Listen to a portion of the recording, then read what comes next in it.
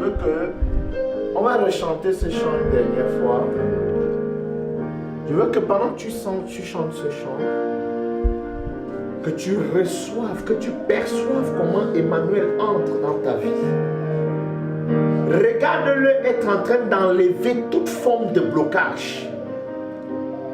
Je l'ai vu pour toi, mais je veux que Dieu t'ouvre les yeux, que tu le voies. J'ai vu le Seigneur s'élever ici comme une bannière et avec ses mains ouvertes. Amen. Il m'a montré ses bras ouverts en train de dire: je suis au milieu de vous et je vous embrasse. Amen. Il m'a dit: regarde la statuette qui est au Brésil. Amen. Je l'ai vu s'élever comme une statuette. Amen. Il s'est élevé tout en blanc et en train de nous couvrir comme ça par ses mains. Amen. Ta vie ne sera plus jamais la même. Amen. Oh, merci papa. Amen. Merci éternel. Merci. Ce que tes yeux voient et ce que mes yeux ont vu. Amen.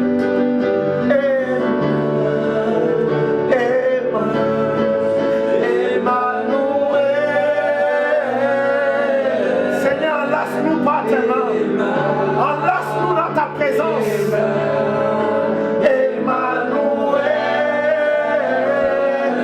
Père, il n'y a jamais été un lieu où tu as été et on n'a pas vu ta manifestation. Seigneur, touche nos cœurs, touche nos vies, transforme-nous en l'image du Fils. Bénis chaque partie de nos vies, Père. Remplis nos vies de ta présence, remplis nos vies de ta nature, de tes biens, au nom de Jésus-Christ de Nazareth.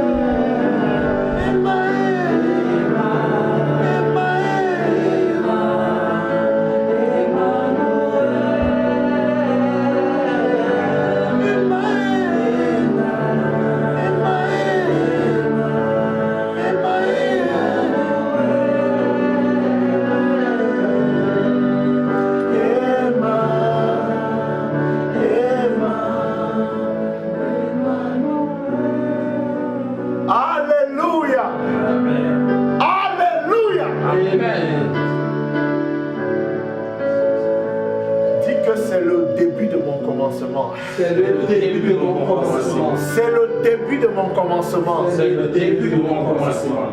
Ma vie ne sera plus la même. Ma vie ne sera plus la même. Tel que tu me vois aujourd'hui. Tel que tu me vois aujourd'hui. L'instant d'après, je ne serai plus le même. Ma vie est glorieuse. Ma vie est glorieuse.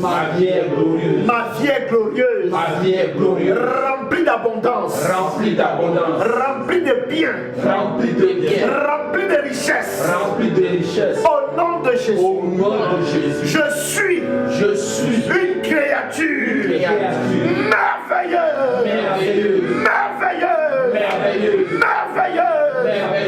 Je suis tout puissant. Je suis tout puissant. Je peux tout. J'ai tout. Je peux tout. J'ai tout. Je peux tout. J'ai tout. Je peux tout.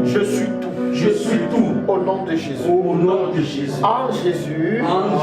Et au nom de Jésus. En Jésus. Et au nom de Jésus. En Jésus.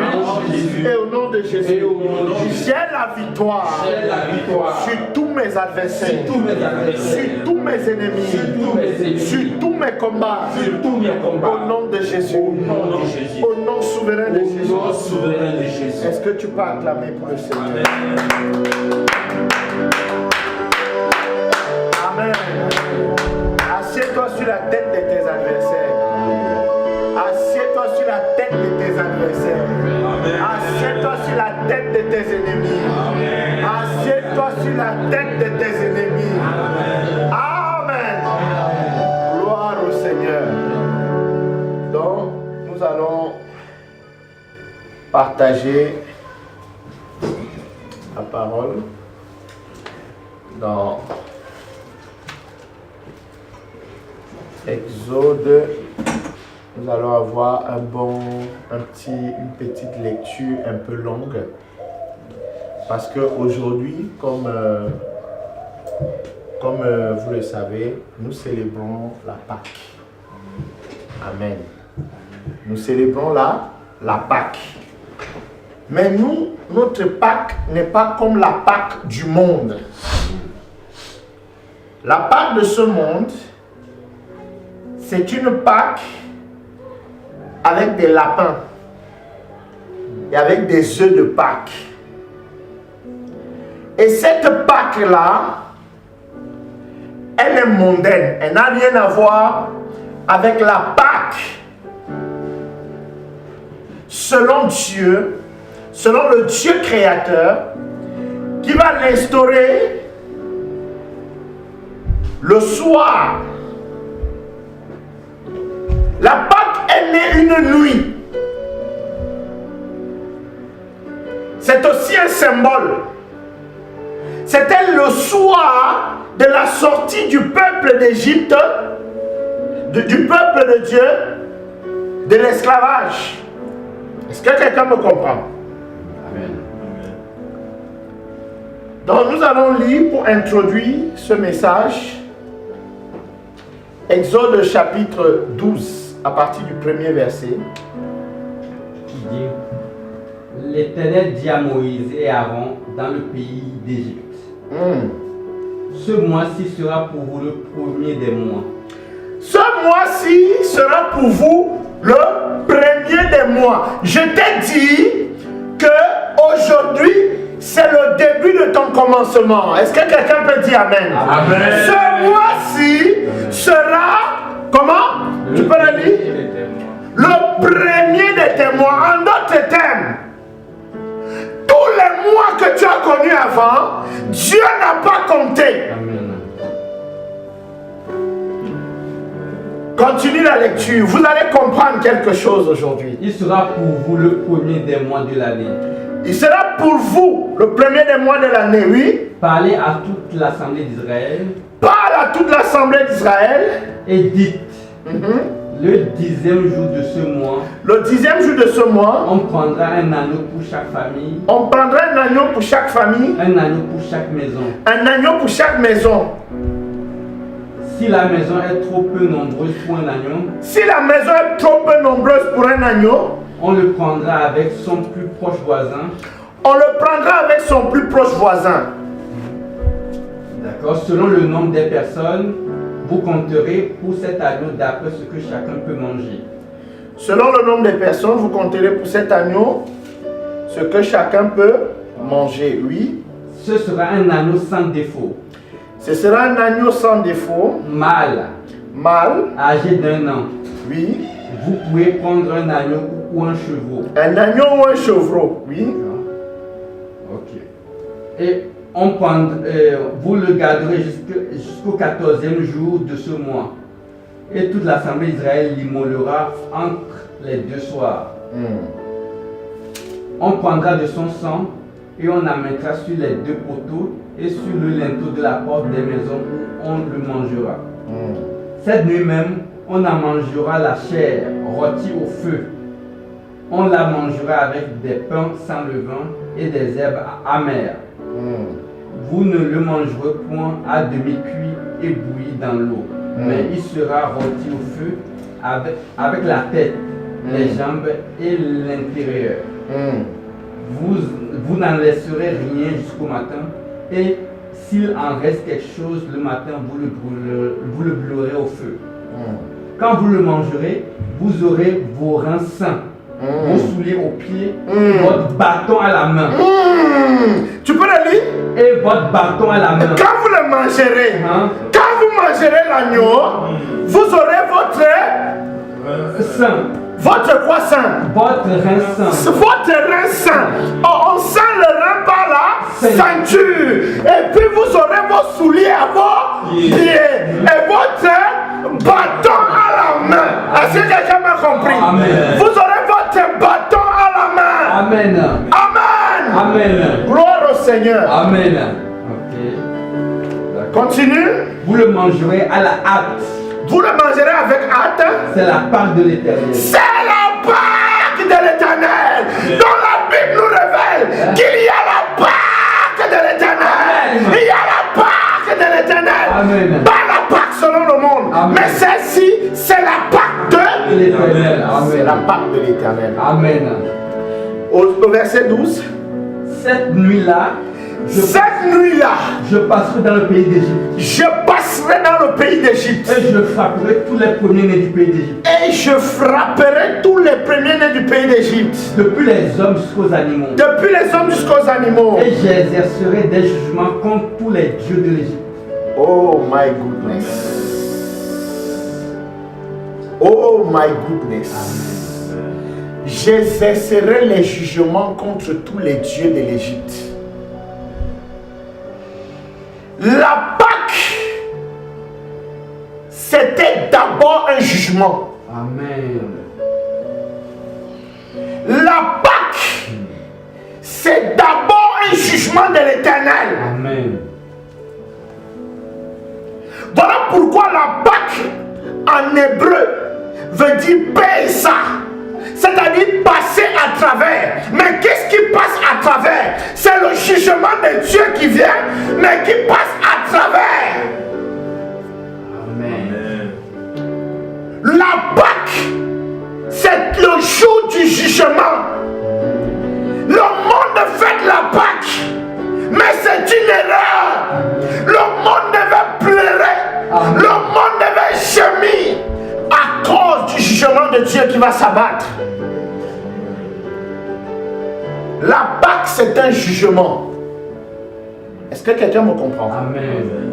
Dieu avait résolu de donner un dernier jugement à l'Égypte afin que l'Égypte laisse partir son peuple.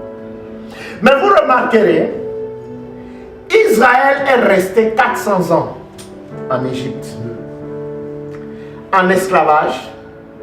Mais la Bible dit que quand Dieu s'est révélé à Moïse, il a envoyé Moïse. Moïse a fait beaucoup de miracles. On a eu le serpent de Moïse qui est tombé par terre. C'est le bâton qui est tombé, c'est devenu le serpent. On a eu beaucoup de miracles que Moïse a fait. Mais la Bible dit que Pharaon n'avait toujours pas laissé partir Moïse et le peuple d'Israël. Pharaon, malgré tous les miracles que Moïse a fait, Pharaon n'a pas laissé partir le peuple. Voyez-vous, je ne sais pas ce qui vous tient captif dans la vie. Cette chose est contrôlée par Pharaon. Dans tous les domaines de la vie, vous verrez qu'il y a toujours un domaine en particulier où tu es limité. Il y a toujours un domaine en particulier où tu te sens faible, limité. Et cela, en général, ne dépend pas de toi. Ça dépend de quelque chose qui est supérieur à toi. Si tu as des problèmes administratifs dans un pays, malgré ta bonne volonté, malgré la force que tu peux avoir pour t'en sortir, mais la contrainte administrative s'impose à toi. Est-ce que quelqu'un me comprend? C'est une forme d'esclavagisme. Nous avons les bons pères, mais qui n'ont pas les moyens de s'occuper de leur famille. Or, c'est à la responsabilité du père de gérer sa famille. Ce n'est pas qu'il n'a pas la volonté, mais il n'a pas les moyens. C'est une forme d'esclavage. Nous avons des personnes qui ont des grands projets dans la vie, mais ils n'ont pas les moyens de les réaliser. Ils sont limités. Nous avons des personnes qui sont dépendantes. D'autres dépendent de l'alcool, d'autres dépendent de la drogue, la cigarette et toutes ces choses. Les dépendants de plusieurs autres. Et c'est des choses qui nous dépassent. Tout ce qui te dépasse dans la vie te tient en esclavage. Tout ce qui te dépasse, tout ce que tu n'arrives pas à gérer, te tient en esclavage. Oh, je bénis Dieu, parce que l'Éternel Dieu Tout-Puissant et le Seigneur Jésus-Christ, notre Sauveur, me dépasse. Voilà pourquoi j'accepte volontiers d'être leur esclave. Amen.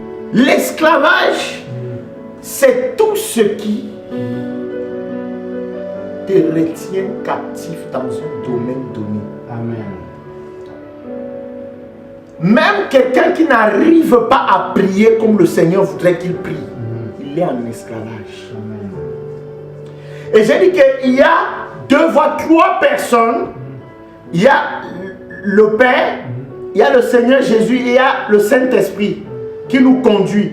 En dehors de ces 3-là, aucune autre chose ne devait nous tenir captifs. Et je vais même vous choquer. Même les dons de Dieu ne doivent pas nous tenir captifs. Parce que c'est les dons de Dieu.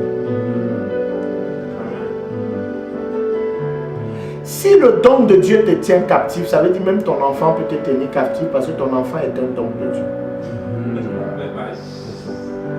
Quelqu'un me comprend? C'est bon? Donc les dons sont faits pour être gérés. Amen. C'est ce que je veux que le don fasse qu'il fera. Ce n'est pas le don qui dicte ma conduite. Amen. Si je veux guérir quelqu'un, c'est parce que je veux aussi qu'il sera guéri. Amen. Ce n'est pas parce qu'il va être guéri, parce que souvent les gens disent non, mais ce n'est pas lui, c'est Dieu. Mais Dieu lui a donné le don. Ça. Il fait du don ce qu'il veut. C'est ça. C'est choquant ou pas? Mais Dieu m'a donné la grâce. Je peux décider de te bénir. Comme je peux décider de garder ma bénédiction pour moi. Comme dira quelqu'un, est-ce que c'est obligé? Non. Est-ce que c'est obligé? Mais volontiers, je vous bénis au nom de Jésus. Amen. Amen. Amen. Sans réserve, je vous bénis au nom souverain de Jésus. Amen. Donc, malgré miracles de Moïse, malgré les efforts que tu as faits, la Bible révèle quelque chose de très fondamental. Je ne sais pas si je dois... Donne.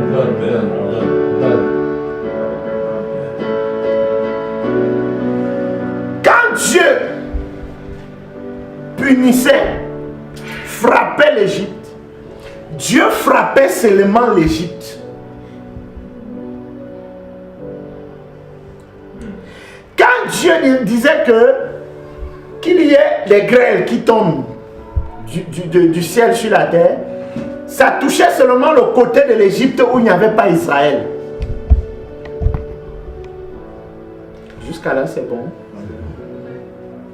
Mais le Seigneur s'est rendu compte que malgré ça, ça ne touchait pas le cœur de Pharaon.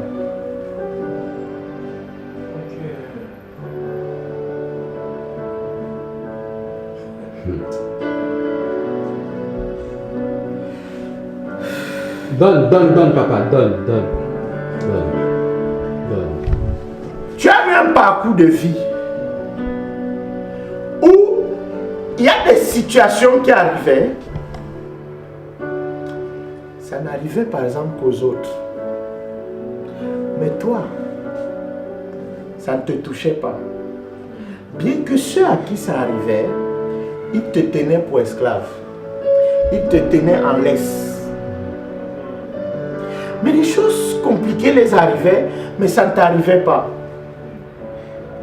Mais un jour, Dieu ayant compris cela, va décider autrement. Pourquoi?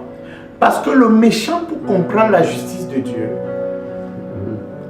croit que Dieu n'est juste que quand il fait arriver quelque chose à tout le monde. D'accord. Le méchant, si quelque chose lui arrive à lui seul et pas à l'autre, il va dire que c'est un hasard. Ça, ce n'est pas juste. Beaucoup de méchants croient que la justice a un rapport avec l'équité.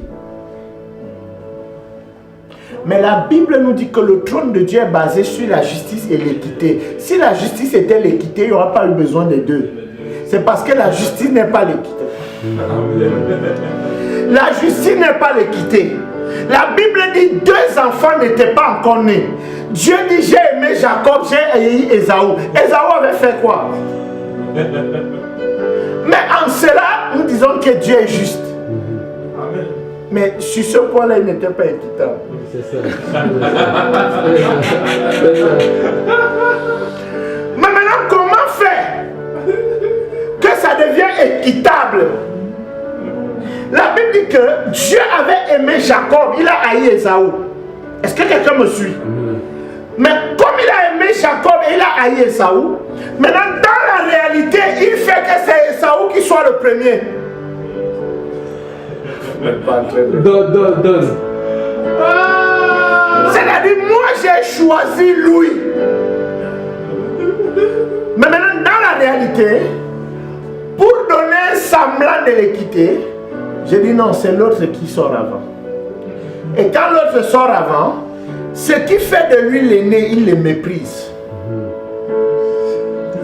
Ce qui fait de lui l'aîné, la Bible dit Ésaü méprisa le droit d'aînesse.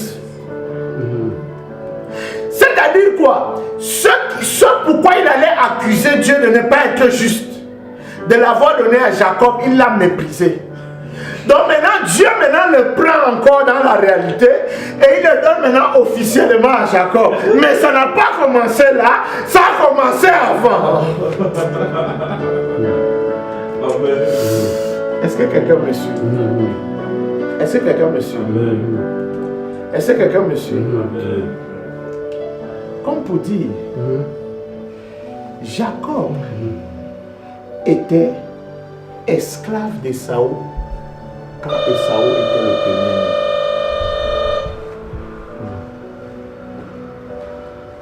Jacob était esclave d'Ésaü quand Ésaü était le premier-né.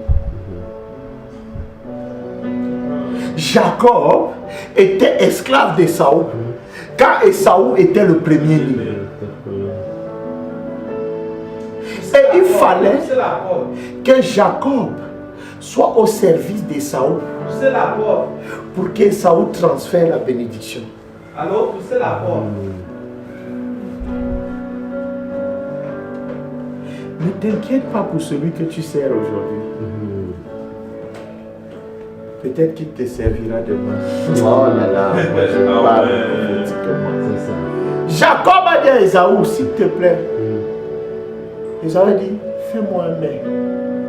Vous savez, pour cuisiner, quand tu es cuisinier de quelqu'un, qui est plus grand?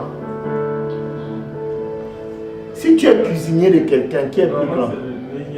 On dit que le client est roi. Donc, qui a servi l'autre? C'est le cuisinier. Donc, Jacob a servi les lentilles à son grand frère. Mais il a dit à son grand frère, je veux le droit d'aînesse. Son grand frère dit, à quoi ça me sert? Sers-moi. Beaucoup vont te pousser à les servir.